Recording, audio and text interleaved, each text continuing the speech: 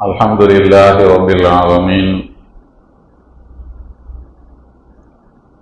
Wal aqibatu lil muttaqin. Wassalatu wassalamu ala sayyidil anbiya'i wal mursalin wa ala alihi wa sahbihi ajma'in. A'udzu billahi minasy syaithanir rajim. إذ تلقونه بألسنتكم وتقولون بأفواهكم ما ليس لكم به علم وتحسبونه هينا وهو عند الله عظيم. فقال رسول الله صلى الله عليه وسلم: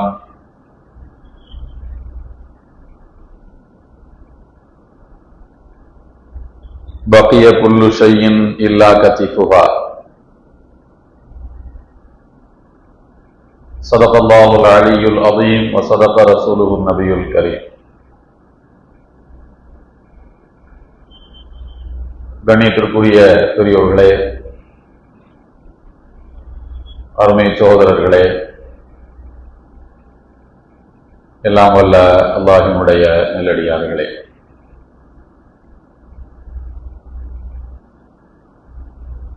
அல்லாஹ் தஆலா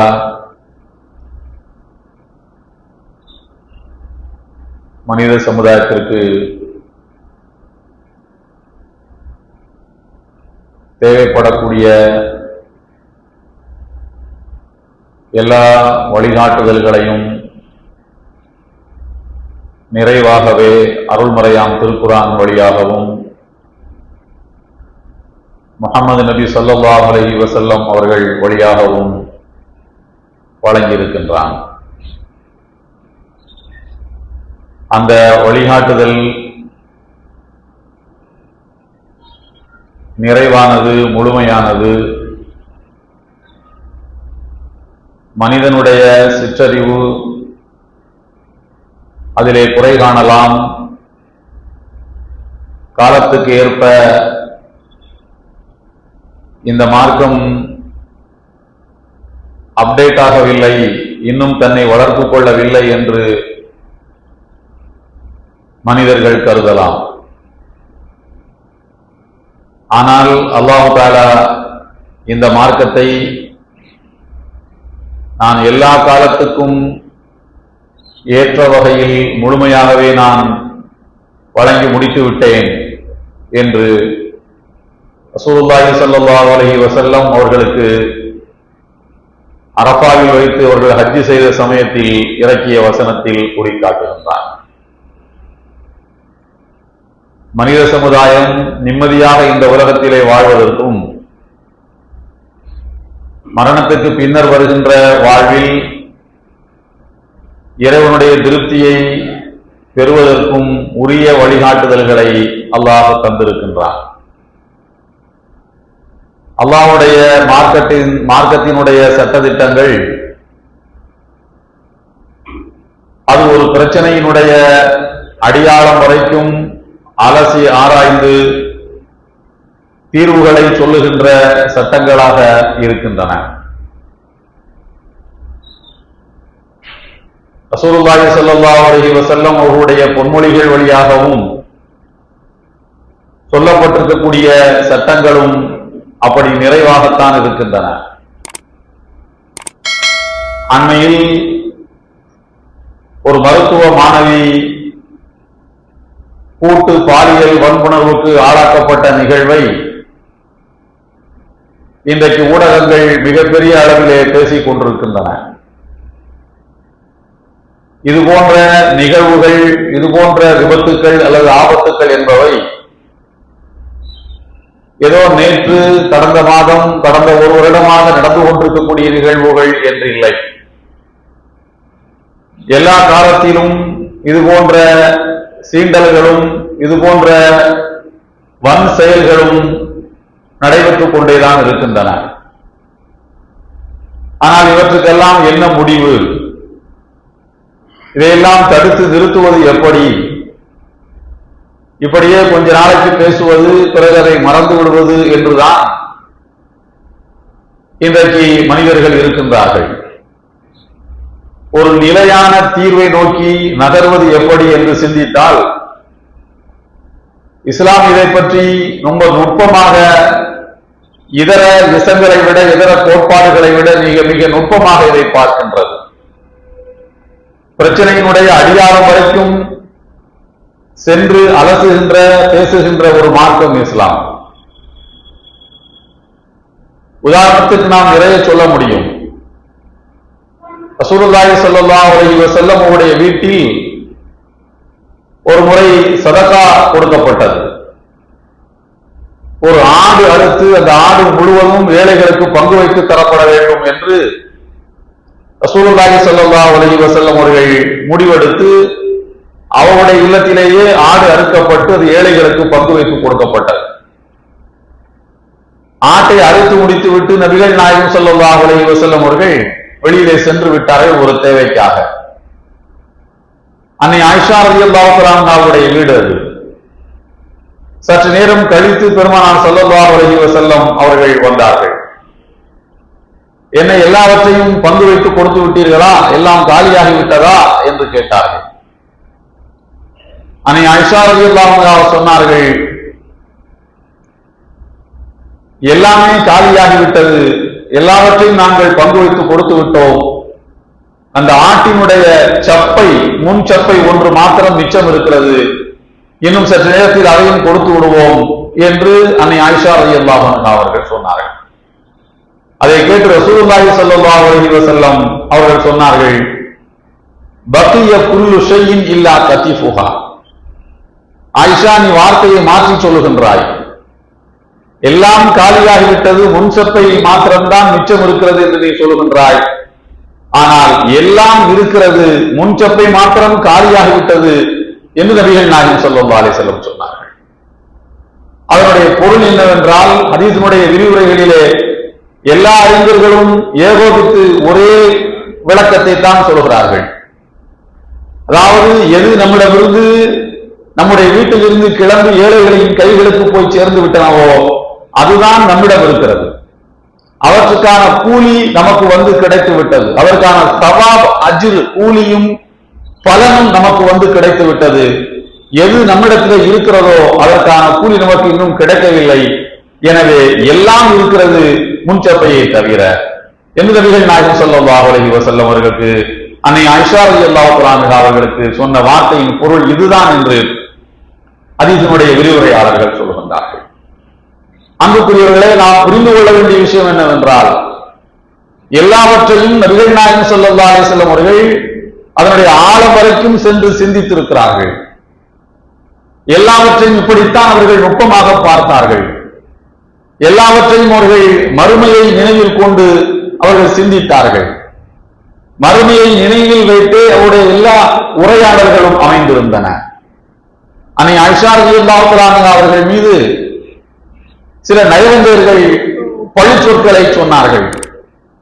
அவருடைய கற்பனையின் மீது ஐயத்தை கிளப்புகின்ற வார்த்தைகளை சொன்னார்கள். பொதுவாகவே அப்படித்தான் கம்பீரமான ஒரு ஆண்மகனை வீழ்த்துவதற்கு அவருடைய குடும்ப பெண்களைத்தான் பழி சொல்லி அவமானப்படுத்துவார்கள். அதன் மூலம் அந்த ஆண்மகனை நாம் அவனுடைய கம்பீரத்தை சிதைத்து விட்டோம் என்று ஆணவப்பட்டுக் கொள்வார்கள். ஏன் கலவரங்கள் என்று வந்தாலும், மன்னர்கள் நாடு முடிக்க போனாலும், அரசவை பெண்களை கவர்வதன் மூலம் அந்த நாட்டினுடைய பழைய மன்னரை இழிவுபடுத்தி விட்டதாக அவர்களுக்கு அவர்களாக நினைத்துக் கொள்வது உண்டு. இதை போல் நபிகள் நாயகம் ஸல்லல்லாஹு அலைஹி வஸல்லம் உடைய புகழ் கொடிகட்டி பறந்து கொண்டிருந்த நேரம் அது. மதீனாவுக்கு வந்து 5 ஆண்டுகள் நிறைவடைந்திருந்தன. செல்லும் இடங்களில் எல்லாம் வெற்றியை குவித்துக் கொண்டே வந்தார்கள் நபிகள் நாயகம் ஸல்லல்லாஹு அலைஹி வஸல்லம் அவர்கள். எந்த மண் மக்கா அவர்களை துரத்தி அடித்ததோ அந்த மண் நபிகள் நாயகம் ஸல்லல்லாஹு அலைஹி வஸல்லம் இடத்திலே ஒரு ஒப்பந்தத்தை செய்து கொள்ள வேண்டிய கட்டாய நிலைக்கு ஆளாக்கப்பட்டிருந்தது.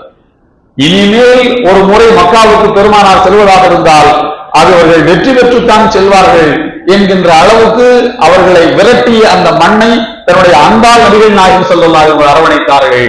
அன்பால் மட்டுமல்ல, தன்னுடைய அறிவு திறத்தாலும் அவர்கள் அரவணைத்துக் கொண்டார்கள். ஒரு சொட்டு ரத்தம் கூட சிந்தாமல் அந்த மண்ணில் வாழுகின்ற மக்களுடைய மனங்களை எல்லாம் நபிகள் நாயகம் ஸல்லல்லாஹு அலைஹி வஸல்லம் அவர்கள் கவர்ந்திருந்தார்கள். ஆனாலும் மதீனாவிலே அவர்களுக்கு பிடிக்காதவர்கள், அவர்களை பிடிக்காதவர்கள், நயவஞ்சகர்கள் என்ற ஒரு குழு இருந்து கொண்டே இருந்தது. அதற்கு என்ன காரணம் என்று கேட்டால், அப்துல்லா பின் உபை என்கிற ஒரு மனிதன், அவன்தான் இந்த நயவஞ்சக கூட்டத்துக்கே தலைவன். அவர் மதீனாவினுடைய ஆட்சியாளராக, மதீனாவினுடைய மக்கள் தலைவராக பொறுப்பேற்பதற்கான காலம் சுழற்சி முறையிலே நெருங்கி வந்து கொண்டிருக்கக்கூடிய வேளையில் நபிகள் நாயகம் ஸல்லல்லாஹு அலைஹி வஸல்லம் அவர்கள் மக்காவில் இருந்து மதீனாவுக்கு வந்து விட்டார்கள். இவர் பதவி ஏற்பதற்கு தயாராக தன்னை தயார்படுத்திக் கொண்டிருக்கும் போது நபிகள் நாயகம் ஸல்லல்லாஹு அலைஹி வஸல்லம் மக்காவில் இருந்து வரவும் இந்த காலம் மிகச் சரியாக இருந்தது. எனவே நாம் ரசூலுல்லாஹ்வையே தலைவராக ஏற்றுக்கொள்ளலாம் என்று மதீனாவில் இருக்கக்கூடிய மக்கள் முடிவெடுத்தார்கள். ரசூலுல்லாஹ்வை தலைவராக்கினார்கள். அது ஒரு இஸ்லாமிய அரசு என்று டிக்ளேர் செய்யப்பட்டது, அறிவிக்கப்பட்டது. தனக்கு கிடைக்கவிருந்த பதவி கிடைக்காமல் போனதற்கு, நழுவி போனதற்கு, நாம் இவ்வளவு காலம் காத்திருந்த அந்த காத்திருப்பு வீணாமல் போனதற்கு காரணம், வீணாக போனதற்கு காரணம் இந்த முஹம்மது தான், நபிகள் நாயகம் ஸல்லல்லாஹு அலைஹி வஸல்லம் தான் என்று கருதிய அப்துல்லா ரசூலுல்லாஹ்வை வெறுக்க ஆரம்பித்தார். ஆனாலும் ஒரு ஆள் வெளிப்படையாக வெறுக்க முடியவில்லை. வெளிப்படையாக முன்னால் நின்று கொண்டு நான் உங்களை எதிர்க்கிறேன் என்று சொல்வதற்கு வாய்ப்பு கிடைக்கவில்லை. ஏனென்றால் இவருடைய ஆதரவாளர்கள் தான் ரசூலுல்லாஹ் அப்படி இருக்கின்றார்கள். எனவே அவர் உள்ளொன்றும் புறமொன்றுமாக வாழ ஆரம்பித்தார். வெளியிலே கண்டால் நடிப்பது, பின்னாலே சென்று துரோகங்களை செய்வது, குறைஷிகளுக்கு தூதனுக்கு நீங்கள் படையெடுத்து வாருங்கள், நான் உங்களுக்கு எல்லா உதவிகளையும் செய்கிறேன் என்று சொல்வது, மதீனாவுடைய புறநகர் பகுதியிலே வசித்துக் கொண்டிருந்த யூதர்களுக்கு ஆரம்பித்து நீங்கள் இவருக்கு துரோகங்களை செய்யுங்கள், நான் பார்த்துக் கொள்கிறேன் என்று சொல்வது, பெருமானாருக்கு பின்னால் சென்று அவர்களை எல்லாம் வந்தேரிகள் என்று பேசுவது, இன்ஃபில்ட்ரேட்டர் என்று இன்றைக்கு சொல்கிறார்கள் அல்லவா, ஆட்சியில் இருக்கக்கூடியவர்கள், வெளிநாட்டில் இருந்து வந்தவர்கள் என்று. அதே போல இவர்களெல்லாம் ஊடுருவல்காரர்கள், வெளிநாட்டில் இருந்து வந்தவர்கள், இவர்களுக்கு என்ன இங்கே ஆதிக்கம், இப்படித்தான் பிளவு பேசுகிறவர்கள் எல்லா காலத்திலும் இப்படித்தான் பேசுவார்கள் போன்றிருக்கிறது. அந்த அப்துல்லா பின் உபை நபிகள் நாயகம் ஸல்லல்லாஹு அலைஹி வஸல்லம் மீது இப்படித்தான் தன்னுடைய வெறுப்பையும் வன்மத்தையும் வெளிப்படுத்திக் கொண்டே இருந்தார். அந்த அப்துல்லா பின் உபையினுடைய தலைமையில் நயவஞ்சக கூட்டம் ஒன்று மதீனாவிலே உருவாகி இருந்தது. இவர்களெல்லாம் பெருமானாருடைய கண்ணியத்துக்கு எப்படியாவது இழுக்கை சேர்த்து விட வேண்டும் என்று நினைத்தார்கள். அவருடைய கௌரவத்தை சிதைக்க வேண்டும் என்று நினைத்தார்கள். நாளுக்கு நாள், பொழுதுக்கு பொழுது, காலையை விட மாலை, முதல் நாள் மாலையை விட மறுநாள் காலை பெருமானார் ஸல்லல்லாஹு அலைஹி வஸல்லம் புகழ் மணிக்கு மணி, நிமிடத்துக்கு நிமிடம் உச்சிக்கொடியிலே ஏறிக்கொண்டே இருப்பதை அவர்களால் பார்த்துக் கொண்டிருக்க முடியவில்லை, தாங்கிக் கொண்டிருக்க முடியவில்லை. வெளியூரில் இருந்து வந்த ஒருவர் இப்படி நம்மூரிலே ஒரு புகழ் கொடியை நாட்டுகிறார், 8 திக்குகளுடைய புகழ் பரவுகிறது, அதை சிதைக்க வேண்டும் என்று நினைத்தார்கள். அதனால் ரசூலுல்லாஹி ஸல்லல்லாஹு அலைஹி வஸல்லம் மீது என்ன சொன்னாலும் எடுபடாது என்று அவர்களுக்கு தெரியும். என்ன சொன்னாலும், எந்த அவச்சத்தை தூக்கி பெருமானார் மீது வீசினாலும் அது மக்கள் மத்தியிலே எடுபடாது என்று அவர்களுக்கு தெரியும். ஆகையினால் அவர்கள் சில்லறைத்தனமாக ஒரு கணக்கு போட்டார்கள். அன்னை ஆயிஷா ரலியல்லாஹு தஆலா அன்ஹா ரசூலுல்லாஹி ஸல்லல்லாஹு அலைஹி வஸல்லம் மனைவிமார்களின் மிக இளமையுடையவர். இன்றைக்கும் கூட இந்தியாவில் இருக்கக்கூடிய நயவஞ்சகர்களும் அப்படித்தான் பேசிக் கொண்டிருக்கிறார்கள். இவர் இந்தியாவில் அல்ல, உலகம் முழுக்க மிக இளைய வயது அவர்களுக்கு, மிக சின்னஞ்சிறிய வயதிலே ரசூலுல்லாஹி ஸல்லல்லாஹு அலைஹி வஸல்லம் மனம் முடித்தார்கள். எனவே அவர்கள் மீது ஒரு பொழியை போட்டு விடலாம் என்று அவர்கள் வெளியூருக்கு சென்று திரும்பி வருகின்ற வேளையில் அவர்கள் ரசூலுல்லாஹி ஸல்லல்லாஹு அலைஹி வஸல்லம் தலைமையிலே சென்ற பயண கூட்டத்தை மிஸ் பண்ணி விட்டார்கள், தவற விட்டு விட்டார்கள். அவர்களை அழைத்துக் கொண்டு ஒரு நபித்தோழர் மதீனாவுக்கு வந்து சேர்கிறார். அவருக்கும் இவருக்கும் முடிச்சு போட்டு ஒரு கதையை கட்டி ஊரெல்லாம் பரவ விட்டு விட்டார்கள். ரசூலுல்லாஹி ஸல்லல்லாஹு அலைஹி வஸல்லம் இதை எப்படி எதிர்கொள்வது என்று அவர்களுக்கு தெரியவில்லை. இதை எப்படி பேஸ் பண்றது, எப்படி இதை நாம் கையாளுவது, இதில் என்ன உண்மை இருக்க போகிறது, அவர்களுக்கு தெரியும் எது உண்மை என்பது. இத்தனை ஆண்டு காலம் வாழ்ந்த தன்னுடைய மனைவியினுடைய பண்பு என்ன, குணம் என்ன என்பவர்களுக்கு தெரியும். ஆயினும் இது மக்களுக்கு ஒரு வழிகாட்டுதலாக இருக்க வேண்டும். தான் எடுக்கின்ற நடவடிக்கை மக்களுக்கு ஒரு வழிகாட்டுதலாக இருக்க வேண்டும். பின்னால் இது போன்ற நிகழ்வுகளை எதிர்கொள்ளக்கூடிய சூழ்நிலை யாருக்கு வருகிறதோ அவர்கள் எப்படி இதை எதிர்கொள்ள வேண்டும் என்பதற்கான ஒரு கைடன்ஸ் நம்மிடமிருந்து வர வேண்டும் என்று அவர்கள் விரும்பினார்கள். அதை மிக அருமையாக எதிர்கொண்டார்கள். அன்னை ஆயிஷா ரலியல்லாஹு அன்ஹா அவர்களை கூப்பிட்டு இதுக்கு ஒரு முடிவு வருகின்றவரை இவருடைய தந்தை வீட்டிலே சென்று நீ இருந்து கொள் என்று சொன்னார். வேறு எதுவும் சொல்லவில்லை. இந்த நிகழ்வுகள் இப்படியே கழிந்தன. அதன் பிறகு எல்லாம் வல்ல அல்லாஹ் தஆலா அருள்மறையாம் திருக்குர்ஆனுடைய ஒரு வசனத்தை இறக்கி வைக்கின்றான். 24வது அத்தியாயம் சூரத்து நூர். இது தலக்கல்னஹும் பி அல்சினத்திக்கும் வ தகூலுன பி அஃப்வாஹிக்கும் மா லைஸ லக்கும் பிஹி இல்ம். உங்களுக்கு எதிரே தெளிவான விளக்கமும் ஞானமும் இல்லையோ அதை நீங்கள் இப்படி உங்களுடைய வாய்களால் பேசிக் கொண்டிருக்கின்றீர்கள்.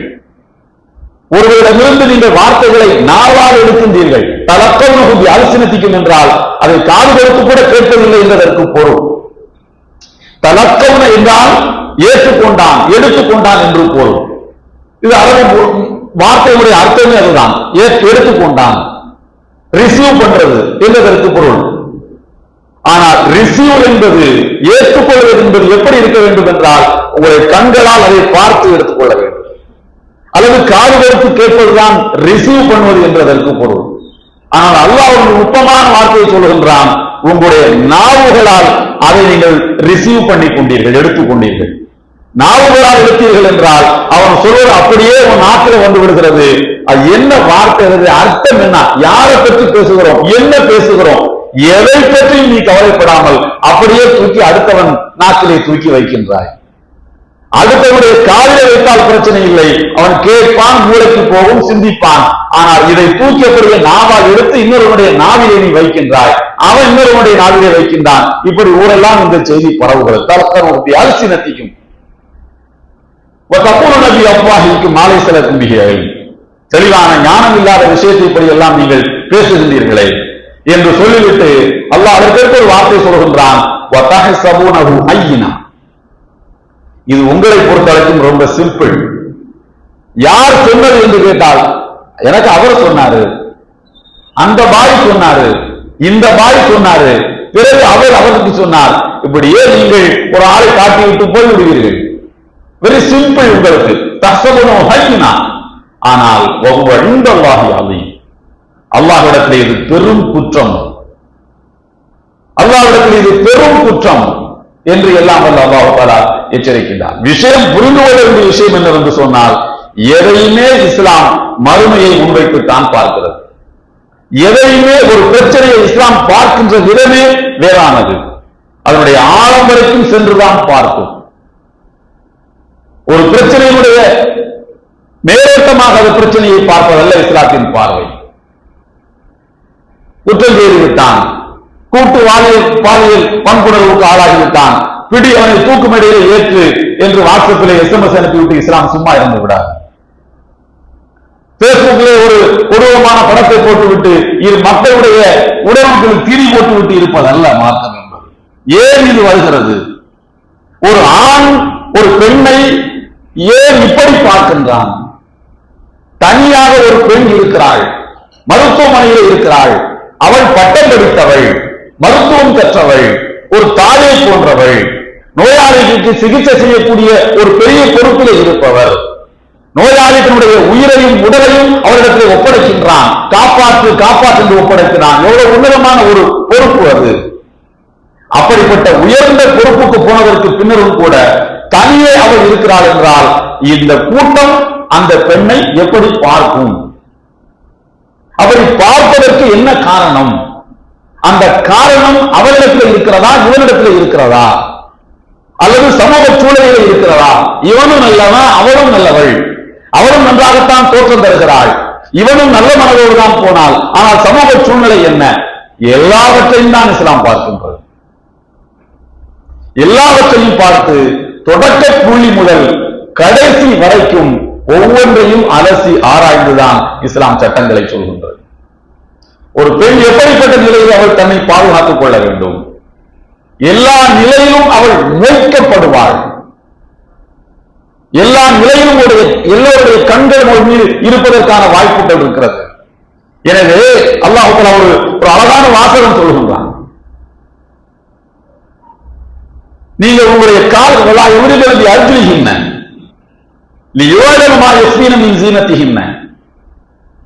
நீங்கள் மறைத்து வைத்திருக்கின்ற அழகை வெளிப்படுத்துவதற்கு நீங்கள் முயற்சிக்காதீர்கள்.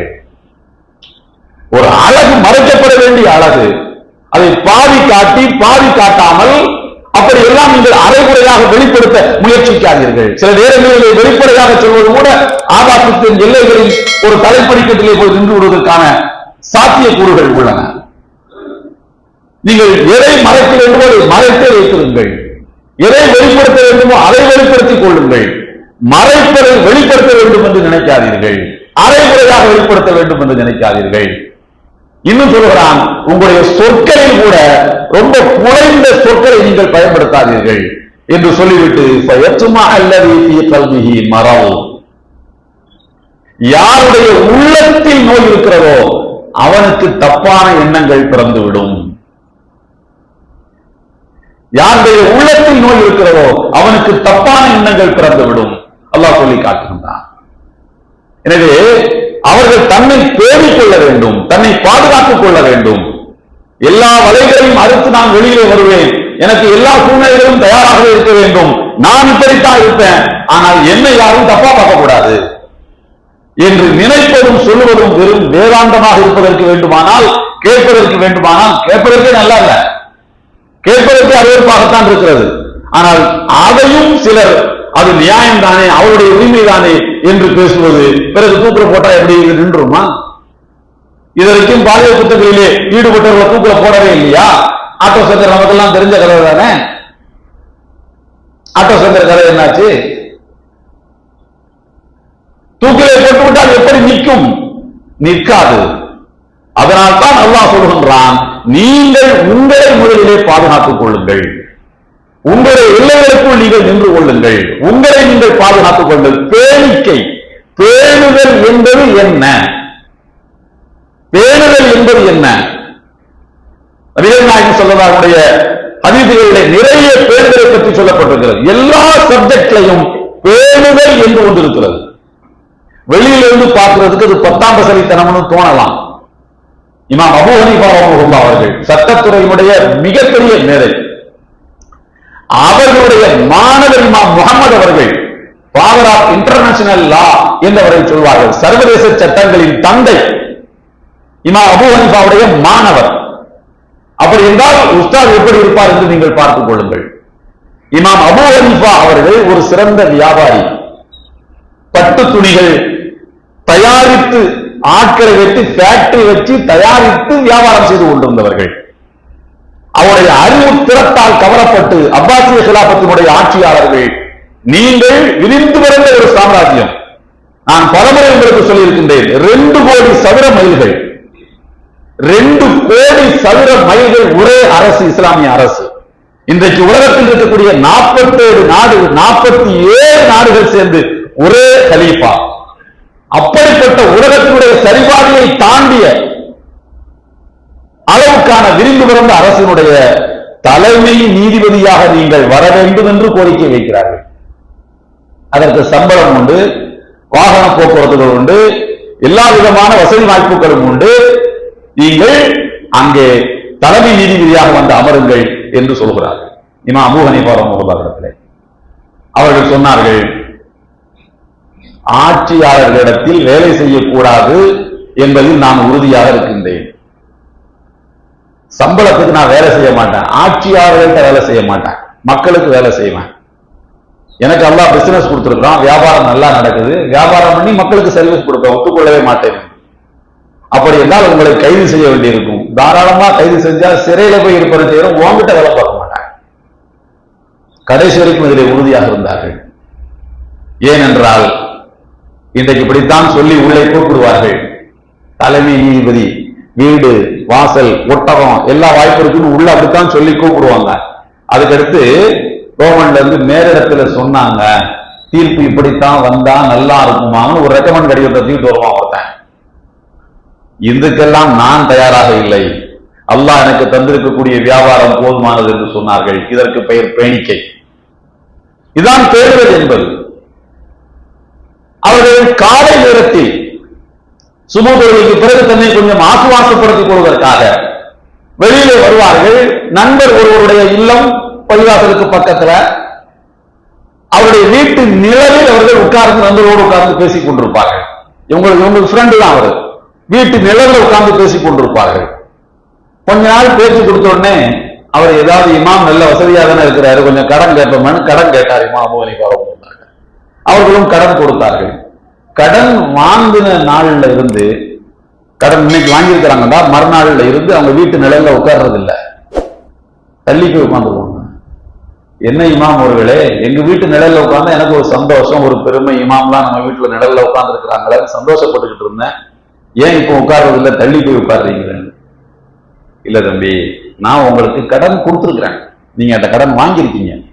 கடன் யார்கிட்ட நம்ம கொடுத்துருக்கிறோமோ அவற்றிலிருந்து கடன் திரும்பி வர்ற வரையிலையும் அவற்றை ஏதாவது நான் பலனை அனுபவித்தால் அது வட்டியில் சேருமோ என்கிற கவலை எனக்கு இருக்கிறது.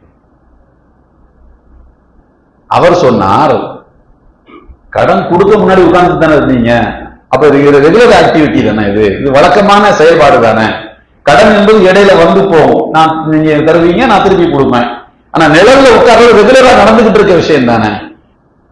எதற்காக இடையில் வந்த ஒன்றுக்காக அந்த செயலை நிப்பாட்ட வேண்டும் என்று கேட்கும் போது இமாம் அவர்கள் சொன்னார்கள், நான் உன்னுடைய வீட்டில் நிழலில் உட்கார்ந்திருக்கும் போது உன்னுடைய வீட்டின் நிழலை தந்து எனக்கு நீ உபகாரம் செய்து கொண்டிருந்தாய், அது ஒன்றது நான் பெற்ற உபகாரம். நான் எப்போது என் பணத்தை தந்து உனக்கு உபகாரம் செய்தேனோ அப்போது உங்ககிட்ட நான் பலனை அனுபவிக்க மாட்டேன், நான் உடனே தள்ளிதான் இருப்பேன். உன்கிட்ட எதை அனுபவித்தாலும் அது வட்டியாகிவிடும். கடனை கொடுத்து விட்டு நிழலில் கூட உட்கார மாட்டேன் என்று தள்ளி உட்கார்ந்தார்கள். இன்னைக்கு கடன் கொடுத்தா வீட்டுக்குள்ளே உட்கார்ந்துருவாங்க, வீட்டுல பாதி எனக்கு சொந்தம். பேணிக்கை என்பது என்ன? விலகி நிற்பது, பாவத்திலே விழுந்து விடாமல்.